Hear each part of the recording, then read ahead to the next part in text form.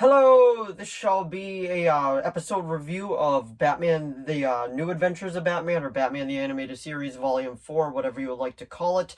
This is going to be for Holiday Nights, which is in Volume 4, or technically the first season of the New Adventures of Batman, because this is after the animation change. And if you're a fan of this show, you know exactly what I'm talking about. They had a normal animation, like animated style, then they ended up changing it down the line because they wanted to fit more in line with what Superman the Animated Series was doing. And before we start, I know that there are some video requests, and I will be doing those after Christmas, because right now it's been just hectic, me trying to like put out videos plus everything just going on. So don't worry, they are coming, but as of now it's just going to be these style videos, like Christmas related. And then once we get past Christmas, we will be doing more like video requests and all that. So don't worry, I do have them jotted down and they will be made. But anyway, without further ado, shall we begin?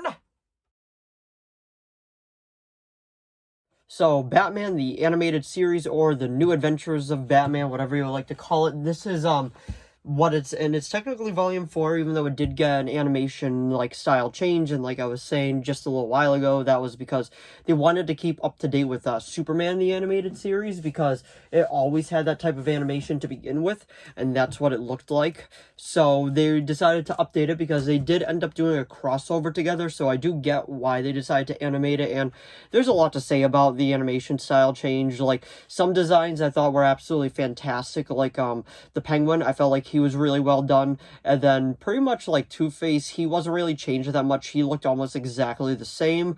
And the biggest drastic change would probably be the Joker. Now, I know not a lot of people really liked the design change, but I am in the other side of it, because I have such a soft spot for it, because I grew up with it, so I kind of feel just like that nostalgia for it. Like, it's definitely not my favorite animated look, not even close, but I don't think it's bad either.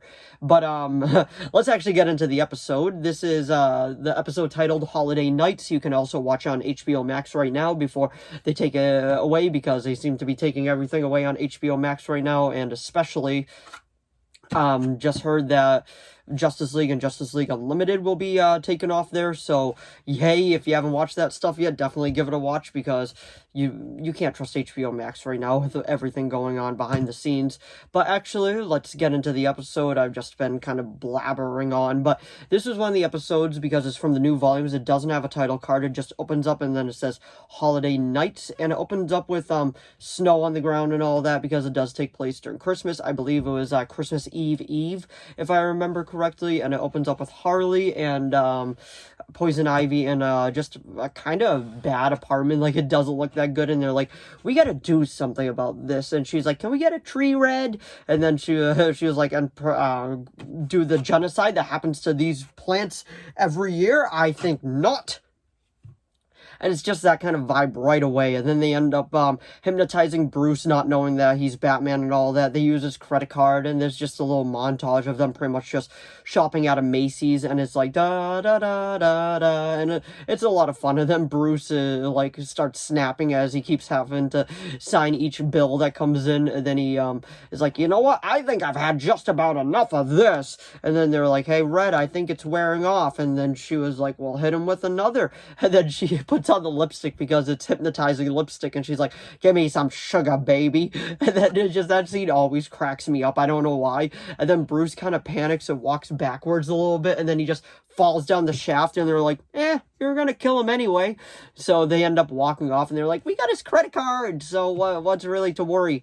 And then he comes back as Batman, and then he takes him down. And then they have a pretty cool fight scene inside the toy area. It always gave me vibes of Toys R Us. I don't know why, but it really did. And then when they were like, he was trying to take them down, and like she was like with the big hammer, I feel like was an Easter egg, because she ended up getting that down the line. And then they tried to run away, and then he cuts down the tree, and it lands on both of them. And then she was like, Poison Ivy was like, well, you got your stupid tree, you happy? She's like, yeah. And then it fades out to black. So there's 3 different stories in this episode, which I actually do enjoy. I watch this and Christmas with the Joker every year, because I do consider them holiday classics, and I absolutely just love them.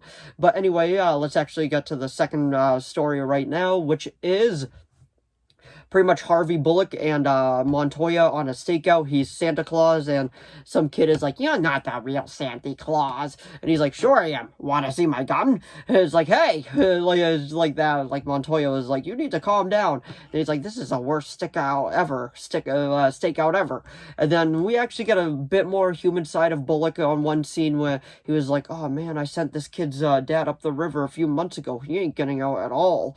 So he ends up giving her some money, and then Batgirl realizes these kids were stealing jewelry and all that, so she changes real quick into the Batgirl outfit because she was she was just dressed as Barbara Gordon, and then we realize that the kids were actually Clayface, and then they have this decent sized battle right outside the store, and then they were shooting at him, and then Batwoman was like, "Don't waste your ammo on him, shoot the Santa," and then Bullock is like, "You wouldn't," and she was like, "Not you, dip," I can't say the other word, I'll get demonetized, and then they end up shooting at the electricity, and then it breaks the ice, and then he ends up just becoming a big, like, just hard clay, and then he falls, and they take him away, and they were like, "Oh, by the way, he has evidence, so you have to get that Bullock," and Bullock's just like, "Okay," and then they play the song,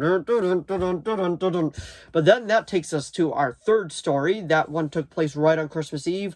The first story took place on Christmas Eve. This story, the story we just talked about, takes place on Christmas Eve, and then this one takes place on New Year's Eve. So it is technically not Christmas related, but it's still close enough to that this episode is pretty much just a full-fledged Christmas episode. I don't think it's as good as Christmas with the Joker, but it still is a very solid episode. So pretty much what it is Gordon, Commissioner, sorry about that, calls Batman and Robin to like GCPD, and he's like, "This just sent in," and then it was the Joker being like, "I, your Uncle Joker, do solemnly swear not to kill anyone for a whole year. So that means I'm gonna have to work extra hard to rub out some of you extra tonight." And so then like pretty much it's still Mark Hamill and Kevin Conroy doing the voices, because they have just great best Batman and Joker in animation or even live action, just in general, I guess you could say. And they have their like little detective part, and then he ends up tracking it down because Joker was planning to kill everybody when the bell struck midnight. So they have their little battle, and then Joker like has the gun, and then he's pointing it right at them, and he's like, "Goodbye," and then the clock ends up coming flying down, and it lands right on him, right on his arm. So it definitely breaks his arm, and all he hears is, "Ouch."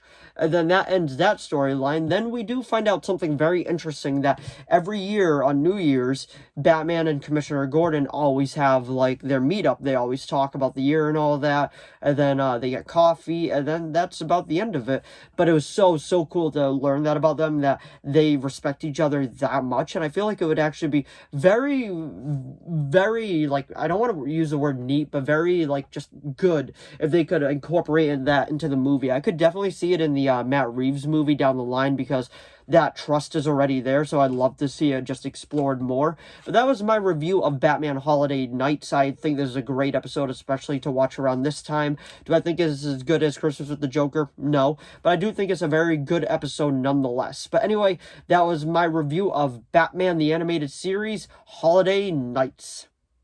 So if you enjoyed this video, please give it a like and subscribe so I know to keep making more of these. If you have any video requests, please leave them down in the comments below. I'll do my best to reply. As I've said, video requests are going to be made just post-Christmas. As you could see, it is the Christmas season. We got all the Christmas presents and all that. But anyway, like I said, they will be made just right after Christmas Day and all that, because it's just been kind of hectic right now, and I am very curious just to like see how many video requests comes in, and then I'll probably just do them one after another. But anyway, thanks for watching as always, and I'll see all of you in the next video. Bye!